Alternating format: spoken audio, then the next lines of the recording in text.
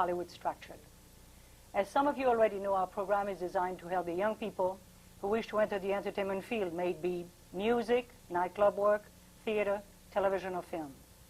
It is also designed to help the parents and the educators of those young people, to help them understand their wants, their needs, and the pitfalls and the traps they may fall into unless thoroughly acquainted with the inner workings of Hollywood.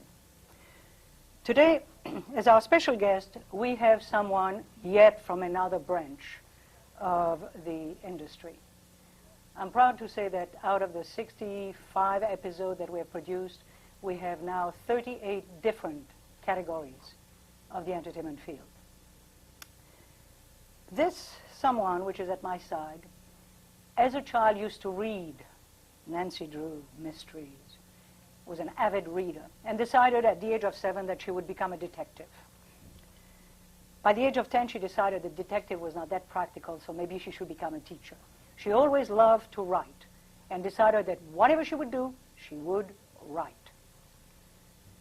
She went to college, graduated with a BA in English, and with 2 master's degrees, one in theater art, one in religion. Her name is Linda Seger. Hello, Linda. Hi, Lilyan. Before Linda, however, shares her expertise with us, and expertise, I mean that, I would like to speak to you very briefly and take the opportunity that she's there to talk about writing. Now, there are usually 2 kinds of young writers. Some who think that anybody can write and it's very easy, or other who thinks, I'd love to write, but I don't know how to start. Now, what to do? Let's say that you're lucky enough and perseverant enough to write your first screenplay, and you present it to an agent, and the agent promptly turns you down. What to do? Suppose that you present it to an agent, and the agent said, oh, this is interesting, I think I'll present it to one of the producers. Present it to one of the producers. Producer said, well, we would like to option it. However, there are a few rewrites. Now, I know myself as a writer that when I heard the first time that I had to rewrite something, I panicked. Now, what to do? Do you quit? Because you read the script to your parents, you read the script to your dog every day, you read it to your family, they thought it was terrific. Why should somebody tell you there has to be rewrites?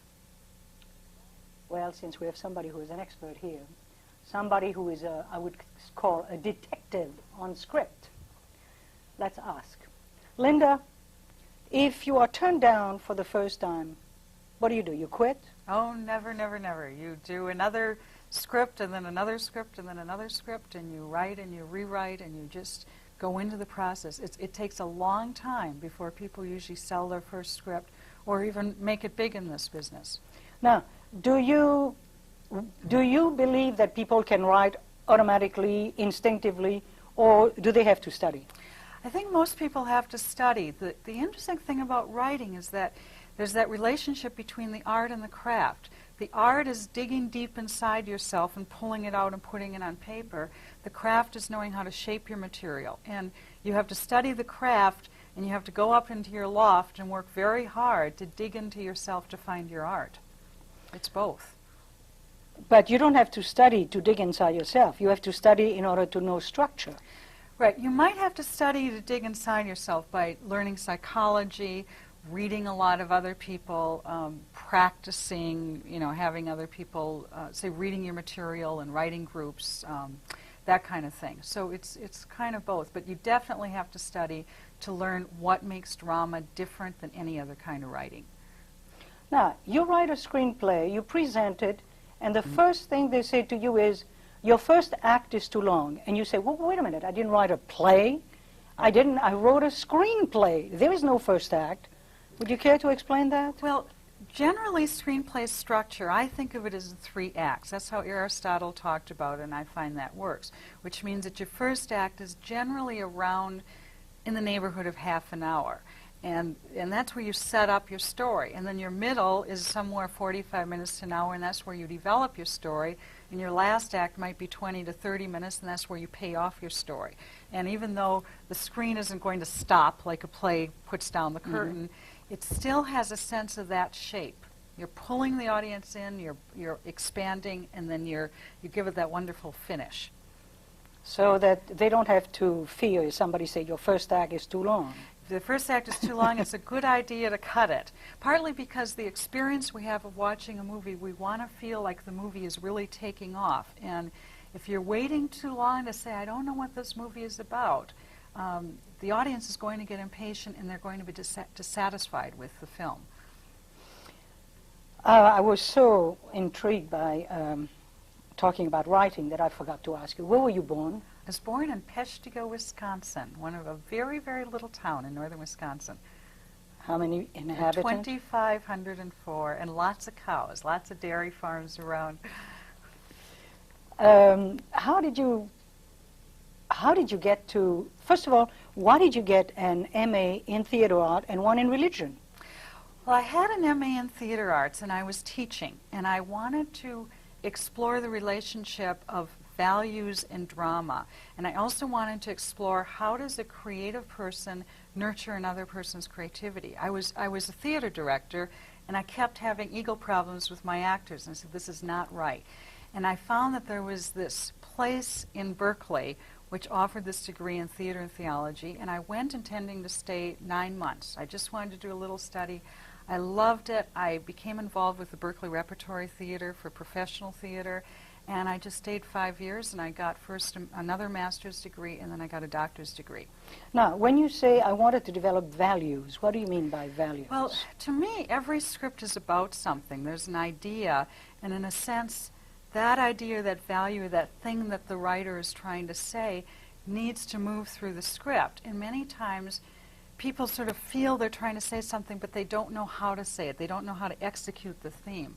And I wanted to learn more, and I think one of the ways that I do very well as a script consultant is to help writers get in touch with what they're trying to say and how they can say it.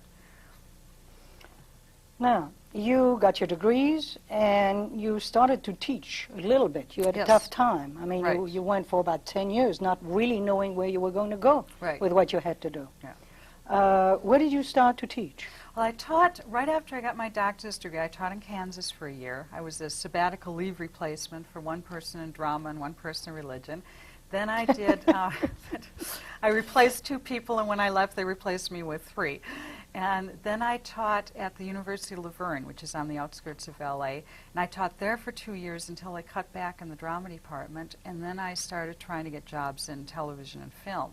I thought... So you then came to Los Angeles? Well, I was living on the outskirts of Los Yes. Angeles, so I wanted to stay around here. And of course, with my background in drama, I figured that television and feature films were just waiting for me. They had their arms open, only to find they couldn't have cared less whether I entered this profession. In fact, I had to take most of my degrees off my resume because they were not going to hire somebody who was that qualified. So, But you did something that was very good when you were younger, which I didn't do. I fought my parents on it when I went to college, which was to learn typing. Yes. You learned typing, and it saved your life. Right. It was Explain, please. Well, nobody wanted to hire me because I was so overqualified, and they knew I wouldn't stick in any job very long. But I did have one saleable skill, and that was that I typed 123 words a minute. And so I wrote to Norman Lear's company, and I said, I know I'm overqualified. I'm willing to start at the entry level. I am a terrific typist. And I got a temporary job for 1 day, and it lasted 5 months. And that was my toe in the door. Not quite the foot, but my toe. So would you recommend that all the young people who aspire to be writers maybe learn how to type? I think they should learn to type. They should learn good English, good communication skills, all those kind of things, because they can pull you in an administrative way, and then you can, veer off in some other ways. And I think also to be willing to take whatever you can get when you enter this profession, and to, if you got a sale of a script, don't worry how much they're going to pay you. You just take it. You get that foot in the door, because that's the first thing you have to do. As a matter of fact, you touched on something that they are very interested in. What is the minimum that you can get for a half-hour script, for example, when you're first starting? Well, I think the writer's guild minimum is $12,000 in that neighborhood. But somebody might sell their script for very little. I've had clients who have done, say, AFI short films, and they got $500 for months of work. I have friends who have sold their scripts for $2,000 to $5,000. So when you're starting, you're not probably going to get that Writers Guild minimum. You might get very, very little, like a penny an hour for all your work. My first script for a religious show, half hour, was, I think I got $750, and I was delighted. Yeah, you take what you can get when you're starting out. Okay. Do they need an agent? It helps to have an agent, but you really don't need one. I mean, I know people who have gotten their start by, you say, well, I'm going to send this to Meryl Streep, and they sign this waiver, this release form. And, I mean, if she's really interested, you'll be able to get an agent when Meryl Streep is interested in your script very easily. Isn't it rough, though? Suppose that somebody grabs your script and use it, and use your name. Yes, That's yes. done. There's a lot of copyright infringement. It is rough, and you have to decide: am I going to hold it and keep it in my garage so no one can see it, or am I going to let it out there? But you naturally want to get it copyrighted, and you want to get it registered with the Writers Guild, so you get as much protection as you can. If you can get an agent, that's what you want to do. But many times you won't get an agent on that first or second script. So then you say, well, if I have a great product for some actor or some director, go ahead and send it to them and see if there's interest. Now, do they get a list of agents through the Writers Guild? You can get it, yes, you can get it through the Writers Guild. There's actually books out now which will list the agents. The agents? Yes. And they should go with their young people. In fact, I mean, a good thing for young people to know is Samuel French, which has all these theater books, and you can order through the mail, and so if you're in Iowa or wherever you're living, you still have access to these books. And talking about books, Lee and Billy, could I ask you a big favor? Could you grab this book on camera too? Linda, you have written 3 books. 3 books right now. 2 that are already published, and 1 which is coming out in February. Yes. I happen to have taken a seminar from Linda a long time ago, 6, 7 years ago, something like that. And I highly recommend for all the young people who are aspiring to be writers, or to writers who would like to adapt stories, who would like to, I really would recommend this book. This is the first one. This is the second one, which is Creating an Unforgettable Character. Billy, if you can grab this one. And the third one is, The Art, let me look at this The one. Art of Adaptation. The Art of Adaptation, which means either from a play or from a story. A novel, a true life story, or even a film remake. Any adaptation from another source material into a screenplay. Can you give us some tips, just a little bit? For adaptations? Yes. Well, the important thing is to remember that film is a story medium, and many other mediums are theme mediums or character mediums. And so you need to be able to get a story that's going to pull the audience in and take them through this beginning, middle, and end. If there's not a story, if it's internal monologues, if it's people thinking, it's going to be a hard adaptation to do. The other thing to remember is adaptation is always meaning you are adapting. It is a transition or a conversion. You don't take a novel and say, I'll just write this out in screenplay form. It's never worked. People have tried it. I don't know of any work that has not gone through this change in order to work as a film. So, but you wouldn't change characters. No, you might cut characters. You might combine characters. Sometimes you even have to change characters because the novel character doesn't work as well as a film character. Maybe it's not sharp enough or interesting enough or broad enough. So you can change stories, you can change any number of things. Is it mainly the characters that you would change or cut, or the location of... No, it's more apt to be that there is part in the story that either has to be added to or cut or changed. But anything can get changed in the process. It's a medium of changing. Drama is like no other medium. It is not like writing a novel or a short story or anything else. Now, when you do, well, let me go back to you. Now, this is 14 years ago. You are teaching outside of Los Angeles. They cut the theater out, and now you try to get a job. You are with Norman Lear. You work there for 5 months. Mm-hmm. Did you make your intention known that you wanted to work with script or in development or in script consulting? Right. I worked for the director of development, whose name was Fernfield at that time, and she recognized my talent. She gave me assignments, reading. She even gave me research assignments. And I think that job would have grown into something at Norman Lear's company, but the writer's strike hit. And so I was without a job. I took some temporary work. And I finally, I was interested in script consulting. I had done some consulting on friends' scripts and colleague scripts. I knew I had something. I placed an ad in the Hollywood Reporter as a script consultant, and I got my first client. And then I just started placing ads, and for 2 years, I had this tiny, tiny little business as a script consultant, maybe one, writer a month. I was very, very cheap at that time also. And then 2 years later, in 1983, I went to a career consultant, and I said, how do I make this job work? I said, no one has heard of a script consultant. It doesn't exist. They don't think they need me because they think they know everything about scripts anyway, and they are telling me they don't have the money to pay me anyway. And I want to make this into a successful career. And I worked with this woman for several months, and we made it work. It was very difficult, but it worked. You took more ads? Well, I took more ads. I started writing articles and screenwriting newsletters. I did a lot of going to visit people in their offices and saying, I want to show you what I did. I did brochures. I did everything you can imagine. And it was very much of a struggle. So it was a huge amount of networking at the time. Yeah, networking. Starving a little bit? Starving a lot, just a little bit. Being very discouraged, wondering if I could make this, trying to come up with alternatives that I could do. And I said, I love drama. My whole life had been dedicated to drama. I was very good at this. And my client said, you got a gold mine. If you can make this work, you really have something to offer. But it was very, very difficult.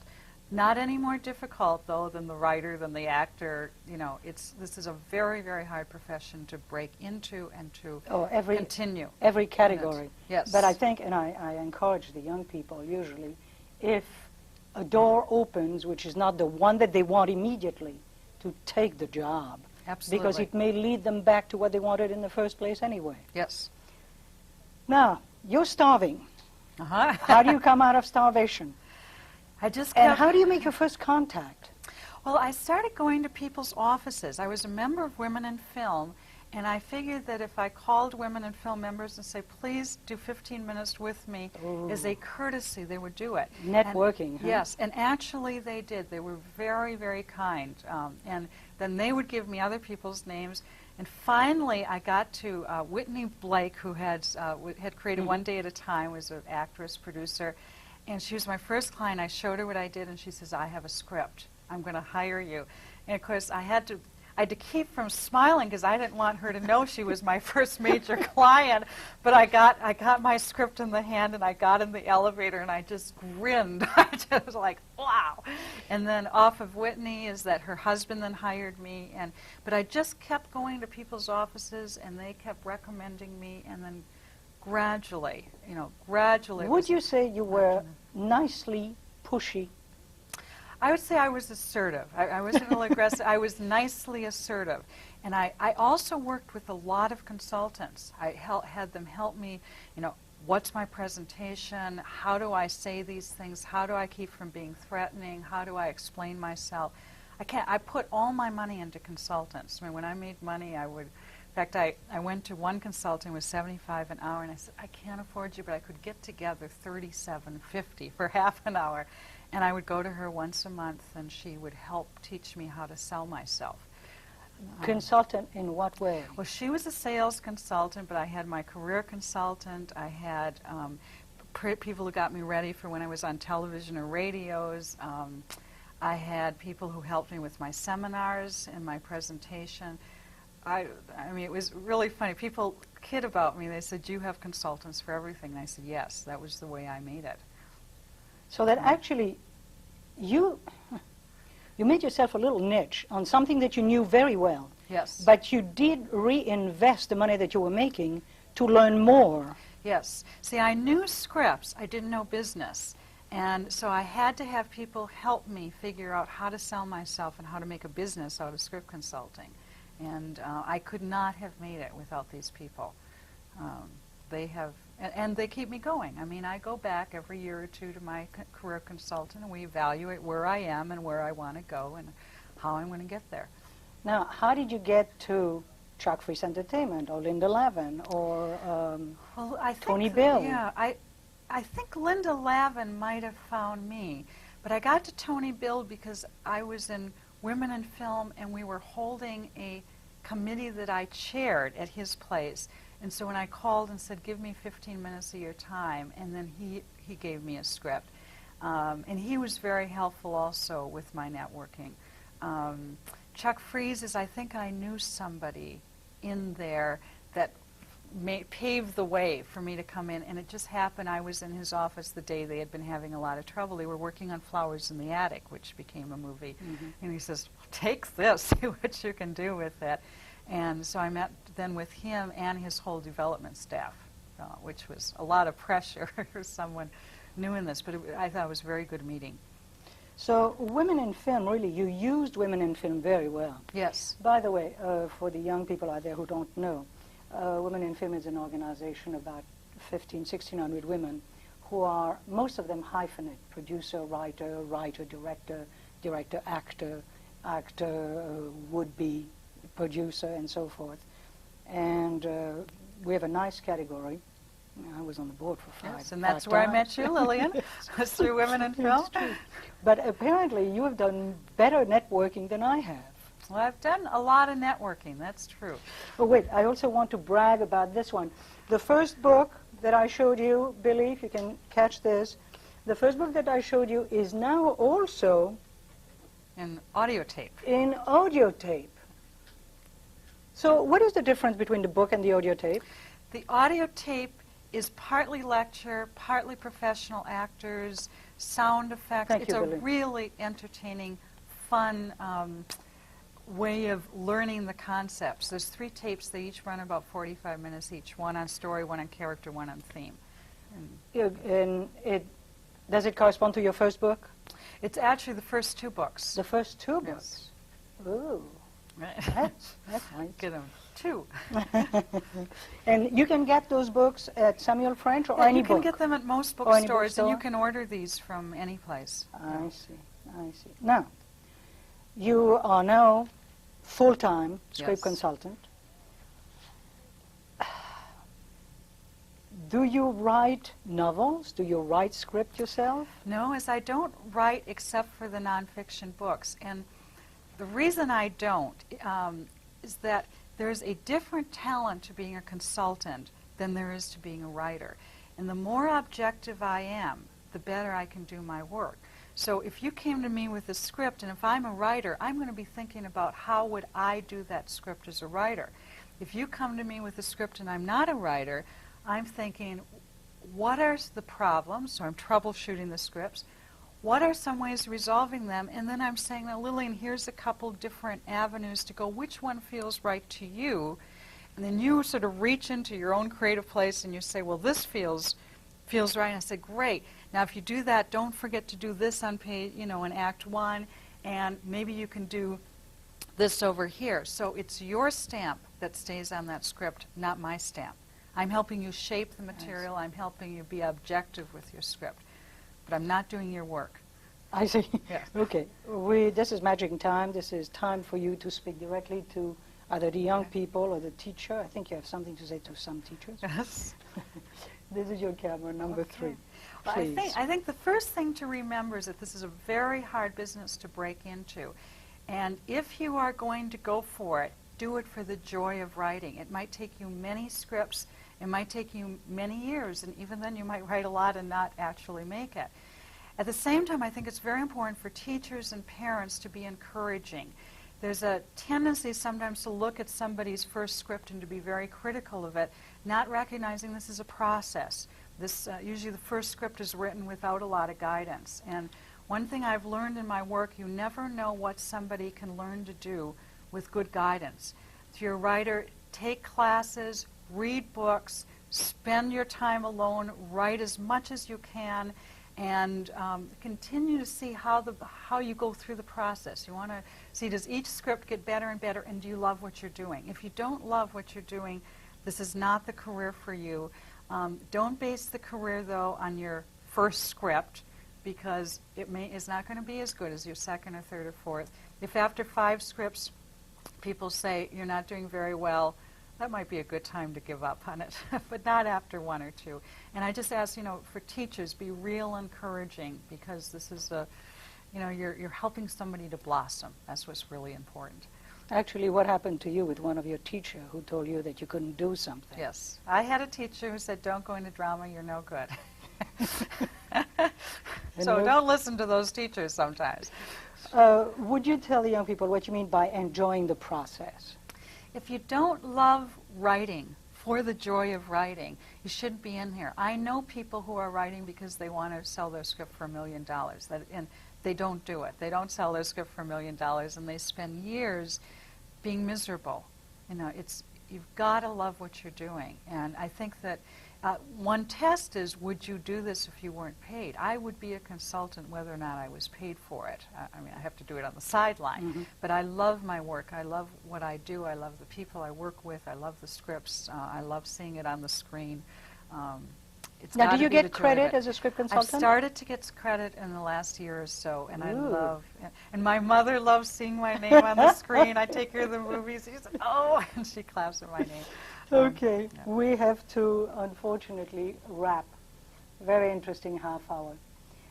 I would like to thank Linda for sharing her expertise with us. And I would like to say to you out there, remember, keep watching us, because we keep watching out for you. Thank you. Be well. Persevere. Till next time.